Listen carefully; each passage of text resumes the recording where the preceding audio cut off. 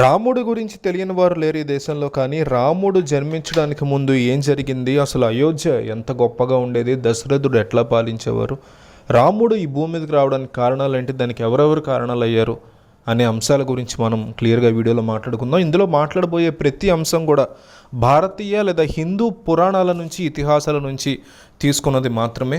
వాల్మీకి రామాయణంలోని అంశాలు మాత్రమే నేను మీకు చదివి ఎక్స్ప్లెయిన్ చేస్తున్నాను తప్ప సొంతది ఏదీ లేదని తెలియజేసుకుంటున్నా. కౌసల రాజ్యాన్ని దశరథుడు పాలిస్తున్నాడు చాలా గొప్పగా. అప్పట్లో ఆయా వర్ణాలకు తగ్గట్టు, ఆయా ప్రాంతాలకు తగ్గట్టు ఎవరి పనులు వాళ్ళు చేసుకుంటూ చాలా సంతోషంగా ఉండారు. దశరథుడు తన పిల్లల్ని ఎంత బాగా చూసుకున్నాలనుకుంటాడో అంతే బాగా తన ప్రజల్ని చూసుకునేవాడు. అట్లాంటి దశరథుడిని మన సినిమాలో చాలాసార్లు చాలా డమ్ముగా ఉంటాడని, ఏడుస్తూ ఉంటాడని చూపించేవారు, కానీ కాదట. ఇదంతా నేను వాల్మీకి రామాయణంలో చెప్తున్నా. దశరథుడు అత్యంత పరాక్రమవంతుడు, అతి గొప్ప వీరుడుగా అభివర్ణించారు వాల్మీకి రామాయణంలో. ఎన్నో యజ్ఞాలు యాగాలు చేసేవాడట. అసలు ప్రజలు బాగా ప్రేమించేవారట దశరథుడిని. అసలు ముల్లోకాల్లో కూడా దశరథుడి యొక్క పాలన గురించి మాట్లాడుకునేవారట. శత్రువులు దశరథుడి పేరు చెప్తేనే భయపడిపోయారంట. ఆ లెవెల్లో దశరథుడు ప్రజల్ని అట్లాగే శత్రువుల్ని డీల్ చేసేవాడని చెప్తారు. దశరథుడి యొక్క పాలనలో అయోధ్య ఎప్పటికప్పుడు ధర్మంతో ఉండేదని చెప్తూ ఉంటారు. అయోధ్యని రూల్ చేయడానికి, అంటే అయోధ్యని ఫర్దర్గా ముందుకు తీసుకెళ్ళడానికి మాత్రం ఆయనకి సరైనటువంటి సంతానం లేదు. అంటే అతనికి వారసుడు లేకపోవడం అనేది అతన్ని బాగా కలచివేసేది. కోసల రాజ్యంకి భవిష్యత్తు లేదా, కొడుకు లేకపోతే ఎట్లా అని ఫీల్ అవుతూ ఉండేవారట. పూర్వీకులు ఎంతో బాగా చూసుకునేవారు. నేను కూడా నా ప్రయత్నపూర్వకంగా బాగా చూసుకున్నాను, కానీ భవిష్యత్తు అనేది ఖచ్చితంగా ఉంటుంది. ఏదో ఒక రోజు నేను వెళ్ళిపోవాల్సి ఉంటుంది. ఆ రోజు నాకంటూ ఒక కొడుకుంటే ఆ కొడుకు ఈ రాజ్యాన్ని చూసుకుంటాడు కదా అని అనుకునేవారు. దాంతో తన మంత్రి అయినటువంటి సుమంతుడిని పిలిచి తమ ఆధ్వర్యంలో ఉండేటువంటి వశిష్ఠుడు, కశ్యపుడు, ఈ మునులందరినీ ఆయన పిలిపించారు, బ్రాహ్మణ మునీశ్వర్ని. వాళ్ళు వచ్చారు. వాళ్ళు వచ్చిన తర్వాత వాళ్ళతో ఇట్లా చెప్పాడు దశరథుడు, అయ్యా, నాకు కలలో అశ్వమేధ యాగం చేస్తున్నట్టు, చేయమని ఎవరో చెప్తున్నట్టు కల వచ్చింది. కాబట్టి ఈ యొక్క యజ్ఞాన్ని నేను చేయాలనుకుంటున్నాను మీ అందరి సమక్షంలో, మీ యొక్క సపోర్ట్తో అని చెప్పారు. దానికి వాళ్ళు ఓకే చెప్పారు. ఏర్పాట్లు చేయడానికి అంతా సిద్ధమవుతున్నాయి. ఆ టైంలో మంత్రి సుమంతుడు దశరథుడితో ఒకసారి ఏకాంతంగా మాట్లాడాలి మహారాజా మీతో అని సమయాన్ని తీసుకుని ఇద్దరు కూర్చుని మాట్లాడుకున్నారు. అప్పుడు సుమంతుడు చాలా ముఖ్యమైనటువంటి విషయాలు చెప్పాడు. మంత్రి ఏది చెప్పినా అప్పట్లో రాజులు చాలా జాగ్రత్తగా వినేవాళ్ళు. అందులో భాగంగానే విభానకుడిన్ అనేటువంటి వ్యక్తి ఉన్నాడు. ఆయన కుమారుడు ఋష్యశృంగుడు ఉన్నాడు. ఆయన మాత్రమే ఈ యొక్క యజ్ఞాన్ని చాలా గొప్పగా చేయగలడు. ఋష్యశృంగుడు గురించి మీరు విన్నారో లేదో, కానీ ఇతను ఎన్నో సంవత్సరాల పాటు అడవిలో ఉండిపోయాడని పురాణాలు చెప్తున్నాయి. రోమపాదుడు అనేటువంటి ఒక రాజు ఋష్యశృంగుడిని అడవిలోంచి బయటికి తీసుకురాగలిగి చాలా జాగ్రత్తగా అతని కూతురు శాంతనిచ్చి అతనికి పెళ్లి చేశాడు. ఇదంతా కూడా ఒక స్టోరీ, మనం ఇంకో వీడియో చేద్దాం. అయితే ఈ రోమపాదుడి దగ్గరికి వెళ్ళడానికి, రోమపాదుడి దగ్గర ఉన్నటువంటి ఋష్యశృంగుడిని గనక మీరు ఆహ్వానిస్తే ఖచ్చితంగా ఆయన వచ్చి అశ్వమేధ యజ్ఞాన్ని చాలా అద్భుతంగా నడిపిస్తారు మహారాజా అని సుమంతుడు చెప్పాడట దశరథ మహారాజుకి. ఆ వెంటనే అశ్వమేధ యాగం యొక్క గొప్పతనం గురించి, అతని కలలో వచ్చిన అంశాన్ని ఖచ్చితంగా చేసి తీరాలి అనే సీరియస్నెస్తో ఉన్నటువంటి దశరథుడు వెంటనే ఆ యొక్క రోమపాదుడి రాజ్యానికి వెళ్ళి దాదాపు వారం రోజుల పాటు అక్కడ ఉండి ఋష్యశృంగుడిని, ఆయన భార్య అయినటువంటి శాంత ఇద్దరిని కూడా కొన్నాళ్ల పాటు అయోధ్యలో ఉండమని ఆహ్వానించారు. అయోధ్యకి ఋష్యశృంగుడు ఆయన భార్యతో వస్తున్నటువంటి టైంలో ప్రజలకి ముందుగానే ఈ యొక్క సమాచారాన్ని అందించడంతో అద్భుతమైనటువంటి ఘనంగా వారికి ఆహ్వానం లభించింది. ఋష్యశృంగుడు కొన్నాళ్ళు అయోధ్యలో ఉన్న తర్వాత అప్పుడు దశరథుడు నెమ్మదిగా తన మనసులో మాట చెప్పాడు, స్వామి, నేను అశ్వమేధ యాగం చేయాలనుకుంటున్నాను. దీనికి కర్త, కర్మ, క్రియ అయినటువంటి ఋత్విక్గా మీరే ఉండాలి అని కోరాడు. దాంతో ఋష్యశృంగుడు కూడా ఖచ్చితంగా ఉంటానని మాటిచ్చి ఆ యొక్క అశ్వమేధ యాగం పూర్తయిన తర్వాత ఇంకొక యోగాన్ని నేను మీతో చేయిస్తాను, ఒక యాగాన్ని చేయిస్తాను, మీకు అప్పుడు కొడుకు పుడతాడు అంటూ మాటిచ్చాడు ఋష్యశృంగుడు. దశరథుడు తన మనసులో ఉన్నటువంటి మాటని చెప్పకముందే ఋష్యశృంగుడు అట్లా చెప్పడంతో చాలా సంతోషపడ్డాడు. ఇంతకు ముందు వచ్చినటువంటి యోగులు ఉన్నారు కదా, వాళ్ళందరూ కూడా మళ్ళీ రాజ్యానికి వచ్చారు. వాళ్ళందరితో కూడా చెప్పాడు దశరథుడు, ఈ యొక్క ఋష్యశృంగుడి యొక్క ఆధ్వర్యంలో ఈ యొక్క కార్యక్రమం జరగబోతోందని, అశ్వమేధ యాగం జరగబోతోందని. అయితే ఈ వేదం మొత్తం కూడా వశిష్ఠుడి యొక్క ఆధ్వర్యంలోనే నడుస్తుందని చెప్పుకొచ్చారు. వారంతా సంతోషపడ్డారు. దాంతో వశిష్ఠుడు మంత్రి అయినటువంటి సుమంతుడిని పిలిచి మిథిలా నగరం అయినటువంటి జానకి మహారాజుని, అంటే మీకు ఎవరో తెలుసు బాగా, ఇదంతా కూడా అప్పట్లోనే రాసుకొచ్చారు వాల్మీకి, అలాగే కాశీరాజుని, అంగదేశం సంబంధించినటువంటి రోమపాదుడిని, దక్షిణ, ఉత్తర, సింధు, సౌరాష్ట్రాలకు సంబంధించినటువంటి ప్రతి స్నేహపూర్వకమైనటువంటి రాజుని పిలిపించమని వశిష్ఠుడు ఆర్డర్ వేశారు సుమంతుడికి. మంత్రి అయినటువంటి సుమంతుడు వెళ్ళి వాళ్ళందరినీ పిలుచుకుని వచ్చారు. అశ్వమేధ యాగం అత్యంత ఘనంగా మొదలైంది. వశిష్ఠుడి యొక్క మంత్రోచ్చారణలతోనే ఇవన్నీ మొదలవుతున్నాయి, నడుస్తున్నాయి. వాస్తుకు సంబంధించి శిల్పుల్ని పిలిపించారు. కొయ్య పని చేసేవాళ్ళని, వడ్రంగుల్ని, విశ్వకర్మల్ని, కుమ్మరుల్ని, కంచరుల్ని, అట్లాగే లోహాలని తయారు చేసేవాళ్ళని, అంటే మీకు బంగారం తయారు చేసేవాళ్ళని, వెండి తయారు చేసేవాళ్ళని, రాళ్లతో పనిచేసేవాళ్ళని, మట్టితో పనిచేసేవాళ్ళని, శిల్పాలతో పనిచేసేవాళ్ళని, చెక్కతో పనిచేసేవాళ్ళని, ఇట్లా అందరినీ పిలిపించారు. ఎందుకంటే అశ్వమేధ యాగంలో చాలా పని ఉంటుంది. అట్లాగే ఈ యాగం దాదాపు ఏడాది వరకు నడుస్తుంది. ఇవాళ మొదలుపెట్టి రేపటితో ఆగిపోయేది కాదు. సో వాళ్ళందరినీ పిలిపించి ఏడాది పాటు తమ రాజ్యంలోనే పెట్టుకున్నప్పుడు పొద్దున్న నుంచి సాయంత్రం దాకా వాళ్ళు కష్టపడి పనిచేసినప్పుడు సాయంత్రం పూట వినోద కార్యక్రమాలు కూడా ఏర్పాటు చేశారు. అవును, ఇవన్నీ రాశాడు వాల్మీకి రామాయణంలో ఉన్నదే చెప్తున్నాను నేను చదివి మీకు. అప్పట్లో సాయంత్రం పూట వీళ్ళు పొద్దునంతా కష్టపడి వచ్చిన తర్వాత సాయంత్రం పూట కొన్ని కొత్త భవనాలన్నీ కూడా కేవలం వీళ్ళ వినోదం కోసమే కట్టి వాటి లోపల పాటలు పాడేవాళ్ళని, బుర్ర కథలు వాడిచ్చేవాళ్ళని, నాటకాలు ఆడేవాళ్ళని కూడా పిలిపించి అక్కడ ప్రదర్శనలు ఇప్పించేవారట. డే అంతా కష్టపడిన వాళ్ళందరికీ సాయంత్రం పూట సేద తీరేలాగా వీళ్ళు జాగ్రత్తగా ప్లాన్ చేసుకున్నారు. అట్లాగే ఋష్యశృంగుడి యొక్క ఆధ్వర్యంలో వశిష్ఠుడి యొక్క వేదంతో మహాద్భుతంగా మొదలైంది అశ్వమేధ యాగం.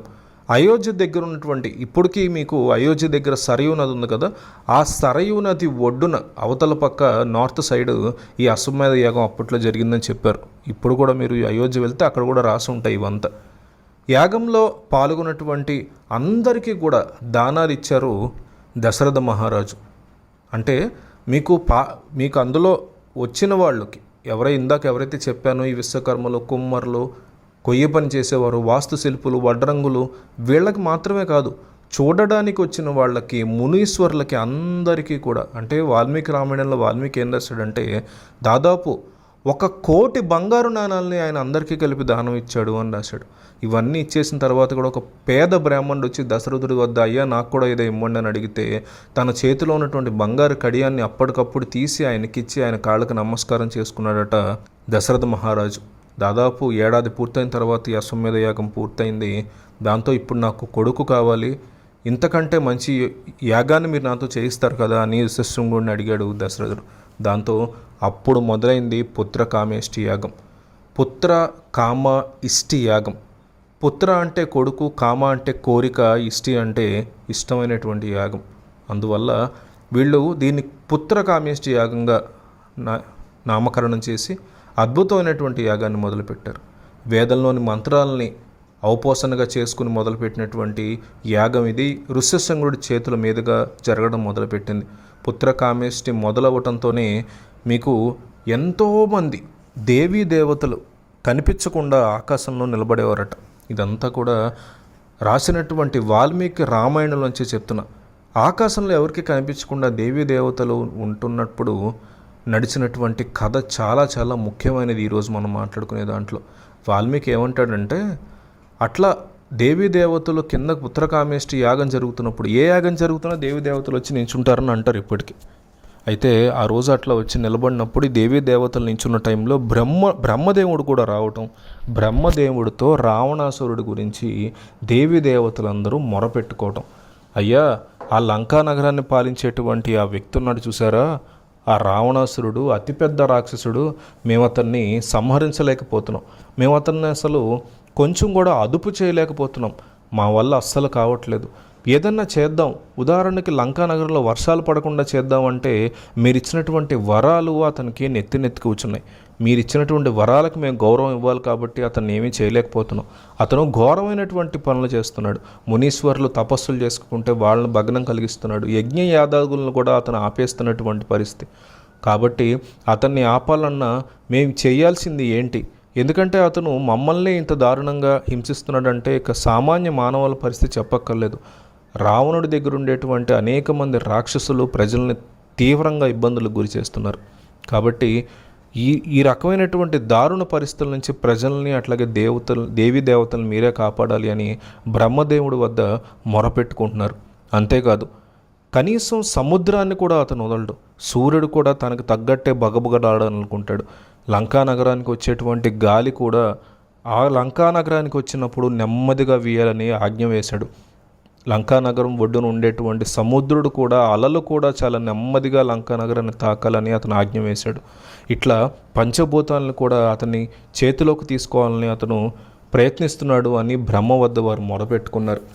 బ్రహ్మ తన దగ్గర ఒక ఖచ్చితమైనటువంటి ఉపాయం ఉందని, తాను ఇచ్చినటువంటి ఏవైతే ఈ రకమైనటువంటి వరాలు ఇచ్చానో అందులో అతన్ని చంపేటువంటి వాడు మానవుడు కాకుండా ఎవరైనా తను చంపొచ్చు అనే వరాన్ని అతనే తీసుకున్నాడు. మానవులు చాలా అల్పులని అతని యొక్క ఉద్దేశం. కాబట్టి మానవుడు మాత్రమే అతన్ని చంపగలడు, మానవుడే త్వరలో అతన్ని చంపబోతున్నాడు అంటూ కూడా బ్రహ్మ వాళ్ళందరికీ చెప్పాడు. అదే సమయానికి అక్కడ వచ్చినటువంటి విష్ణు, వీళ్ళందరూ కూడా విష్ణువు వద్దకి పరిగెట్టి స్వామి, ఇప్పుడే మేము బ్రహ్మదేవుడితో చెప్తున్నాము ఆ రావణాసురుడు గురించి, అతని దారుణమైనటువంటి పరిస్థితులను మేము తట్టుకోలేకపోతున్నాము, నువ్వైనా పరిస్థితులు అర్థం చేసుకుని మమ్మల్ని కాపాడు స్వామి, మేము ఇందులోంచి బయటపడాలంటే ఏం చేయాలో, ఎవరి ద్వారా అతన్ని చంపగలుగుతామో చెప్పండి స్వామి అంటూ మొరపెట్టుకున్నారు దేవీ దేవతలు. దాంతో బ్రహ్మ చెప్పినట్టుగానే ఈయన కూడా మాట్లాడారు. విష్ణువు వాళ్ళందరికీ ఒక గొప్ప వరాన్ని ఇచ్చాడు. నేను నా అంశ 4గా విడిపోయి 4 కొడుకులుగా దశరథుడి యొక్క సంతానంగా జన్మిస్తాము. దశరథుడి యొక్క 3 భార్యలకి 4 కొడుకులుగా నేనే నా అంశతో జన్మిస్తాను. దాదాపు నేను ఈ యొక్క భూమండలాన్ని 11,000 సంవత్సరాలు పాలించబోతున్నాను. నేను పెరిగి పెద్దవాడైన తర్వాత వెంటనే ఇమ్మీడియట్గా ఈ రావణాసురుణ్ణి చంపేస్తాను అనేసి మాటిచ్చాడు ఆ శ్రీ మహావిష్ణువు. దాంతో వాళ్ళందరూ ఎంతో సంతోషపడ్డారు. అప్సరసలు నృత్యం చేశారు. దేవీ దేవతలు ఎంతో సంతోషపడ్డారు.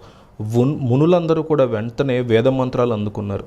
ఆ అనుకున్నంత పైనంత వీళ్ళందరూ ఇన్విజిబుల్గా వీళ్ళందరూ ఎవరికి కనిపించకుండా మాట్లాడుకుంటున్న తరుణంలో కింద ఇవన్నీ తెలియని పుత్రకామేష్టి యాగం నడుస్తూనే ఉంది. ఆ పుత్రకామేష్టి యాగం హోమం నుంచి ఒక భగభగ మండేటువంటి వ్యక్తి బయటకు వచ్చాడు. అతను ఎన్నో వజ్రవైఢూర్యాలు వేసుకుని ఉన్నాడు. ఒక భగభగ మండేటువంటి వెలుగు ఉంది అతనిలో. చూడ్డానికి మొహం అంతా రక్తవర్ణం ఉంది. ఒక సింహమే మనిషి అయితే ఎట్లా ఉంటుందో అట్లా ఉన్నాడు అతను. అతని చేతిలో ఒక బంగారు పాత్ర ఉంది. ఆ పాత్ర నిండా పాయసం ఉంది. ఆ పాయసం అట్లాగే ఆ వ్యక్తి ఎదుర్కొండా నిలబడినటువంటి దశరథ మహారాజు అందులోంచి అతను రాగానే ఇవ్వండి పాయసం అని తీసుకోలేదు. స్వామి, నేను మీకు ఏ విధంగా సేవ చేయగలుగుతాను, నేను మీకు ఏ రకంగా సేవ చేయగలుగుతాను, మీరు ఎందుకు వచ్చారు ఇందులోంచి అని ప్రశ్నించాడు. దాంతో నన్ను పంపించింది ప్రజాపతి, దేవతల చేత తయారు చేయబడినటువంటి పాయసం ఇది నీ పిల్లలకి పెట్టు. నువ్వు గనక ఇది నీ పిల్లలకి పెడితే నీ భార్యలకు పెట్టు, క్షమించాలి, ఇది నీ భార్యలకు పెట్టు. ఇది గనక నీ భార్యలకు పెడితే ఆరోగ్యం, సంతానం, సంతోషం ఇవన్నీ కూడా వస్తాయని చెప్పి ఆ వ్యక్తి చెప్పాడు. దాంతో ఆ పాయసం గిన్నెని తీసుకుని ఆ వ్యక్తి చుట్టూ ఈయన ప్రదక్షిణ చేయగా ఆ వ్యక్తి మాయమైపోయాడు. దశరథుడు వెంటనే అయోధ్యకు వెళ్ళి అతని దగ్గర ఉన్నటువంటి పాయసం గిన్నెలోని పాయసాన్ని 2 భాగాలుగా చేశాడు. పెద్ద భాగం అంటే 2 భాగాలుగా చేసి సమాన భాగాలుగా 2 భాగాలు చేసి ఒక భాగాన్ని కౌశల్యకి ఇచ్చాడు. మిగిలినటువంటి అంటే మిగిలిన 50% కూడా 25%, 25%గా 2 భాగాలుగా చేసి ఒక 25% సుమిత్రకి ఇచ్చాడు. మిగిలినటువంటి 25% మళ్ళీ 2 భాగాలుగా చేసి అందులో ఒక భాగాన్ని కైకేయికి ఇచ్చి మిగిలినటువంటి 20% మళ్ళీ సుమిత్రకి ఇచ్చాడు. ఇలా ఎందుకు చేశారనే దాని మీద రకరకాల మాటలు వినిపించాయి వాల్మీకి యొక్క రామాయణంలో.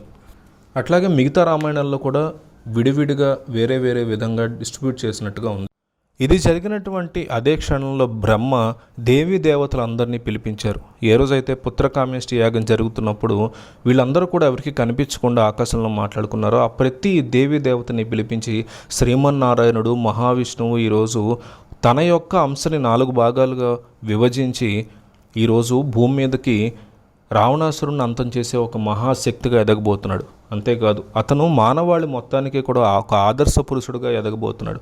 అట్లాంటి వ్యక్తి భూమి మీదకి వెళుతున్నప్పుడు దేవీ దేవతలుగా మీ అందరి యొక్క మన్నన, మీ అందరి యొక్క తోడు ఆయనకు ఉండాలి. రావణాసురుని అంతం చేయడంలో మీరందరూ కూడా భాగస్వాములే కావాలి. కాబట్టి మీరందరూ కూడా మీ యొక్క అంశాలతో సృష్టించండి, ఆయనకి ఇవ్వగలిగినటువంటి ప్రతి తోడ్పాటుని అందించండి అని ఆజ్ఞ వేశాడు. దాంతో వీళ్ళందరూ కూడా ఒక్కొక్కళ్ళు ఒక్కొక్క అవతారాన్ని తమ యొక్క అంశతో సృష్టించడం మొదలుపెట్టారు. అప్పటి నుంచి కూడా అతి గొప్ప వీరుల్ని మీరు సృష్టించండి అంటూ బ్రహ్మదేవుడు వాళ్ళందరికీ చెప్పాడు. అయితే వాళ్ళందరూ కూడా వానరులై ఉండాలి అనేటువంటి పెద్ద సూచన చెప్పారు. అక్కడి నుంచి ఒక్కొక్కరు సృష్టించబడడం మొదలుపెట్టారు. మీకు వాలి అనేటువంటి వానరుడు ఇంద్రుడి యొక్క అంశతో జన్మించాడని చెప్తారు. అందుకు తమ తమ అంశాలతో అందరూ తమ యొక్క వానరులను సృష్టించడం మొదలుపెట్టారు. సూర్యుడి యొక్క అంశతో సుగ్రీవుడు, బృహస్పతి యొక్క అంశతో తారుడు, కుబేరుడి అంశతో గ్రంథమాధవుడు, ఇట్లా వీళ్ళందరూ కూడా ఎంతోమంది వానరులు సృష్టించబడ్డారు. అశ్విని దేవతల యొక్క అంశతో మైంద్రుడు, సుషేణుడు, ఇట్లా వీళ్ళందరూ కూడా వానరులు సృష్టించబడ్డారు. వాయుదేవుని అంశతో హనుమంతుడు, ఇట్లా ఎంతోమంది దేవీ దేవతల అంశాలతో లక్షలాది మంది, లెక్కలేనంత మంది వానరులు సృష్టించబడ్డారు. వీళ్ళందరూ కూడా బలాఢ్యులు. ఏ ఏ వానరులు ఏ ఏ దేవతల అంశాలతో జన్మించాడో ఆయా వానరులకి ఆయా దేవీ దేవతల యొక్క శక్తులు, బల పరాక్రమాలు కూడా సహజంగానే సంక్రమించేశాయన్నమాట. వాళ్ళు తమ యొక్క ఆయుధాలుగా శిలలను, వృక్షాలను, చెట్లని వాళ్ళ గోళ్ళనే ఆయుధాలుగా ఉపయోగించి ముందుకు దూకి యుద్ధాన్ని చేయగలరు. తమ దంతాలను కూడా ఆయుధాలుగా ఉపయోగించగల శక్తి ఉంది వాళ్ళకి.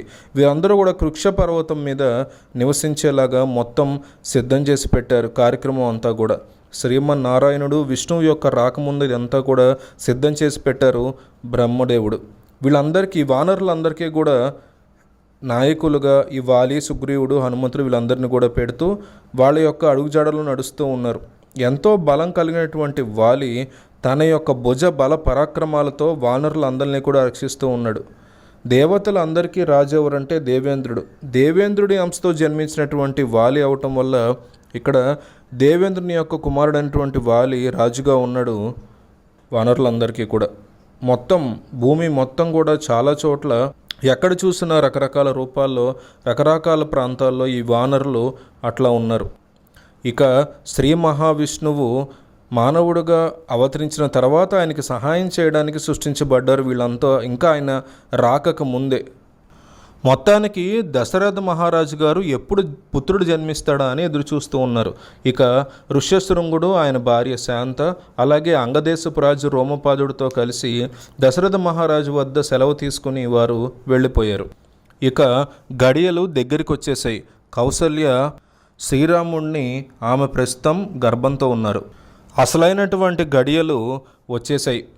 అసలైనటువంటి చైత్రమాసం, వసంత ఋతువు, పునర్వసు నక్షత్రం, నవమి తిథి, 5 గ్రహాలు ఉచ్చస్థానంలో ఉన్నటువంటి పరిస్థితి, కర్కాటక లగ్నం, కౌశల్యాదేవి గర్భంలో ఉన్నటువంటి ఆ శ్రీ మహావిష్ణువు, ఆ శ్రీమన్నారాయణుడు, ఆ బాలుడు, ఆ సర్వలక్షణాలతో ఉన్నటువంటి బాలుడు సకల లోకాలతో పూజలు అందుకోవడానికి సిద్ధమైపోయి విష్ణువు యొక్క మొట్టమొదటి అంశతో ఇక్ష్వాకు వంశాన్ని వర్ధిల్ల చేయడానికి, రావణాసురుణ్ణి సంహరించడానికి, మనందరినీ తరింప చేయడానికి బాలుడు జన్మించాడు. ఆయన పేరే శ్రీరాముడు. రాముడి యొక్క జన్మ తర్వాత గురించే చాలా తక్కువ మందికి తెలుసు. అట్లాంటిది రాముడి ముందు ఏం జరిగిందనేది చాలామందికి తెలియదు. కాబట్టి ఇవంతా కూడా జరిగిందని వాల్మీకి రామాయణంలోంచి తీసుకుని మరి మనం ఈ వీడియో చేస్తున్నాం. కాబట్టి దయచేసి వీలైనంత ఎక్కువ మందికి ఈ వీడియోని షేర్ చేయండి. అందరికీ శ్రీరామనవమి శుభాకాంక్షలు.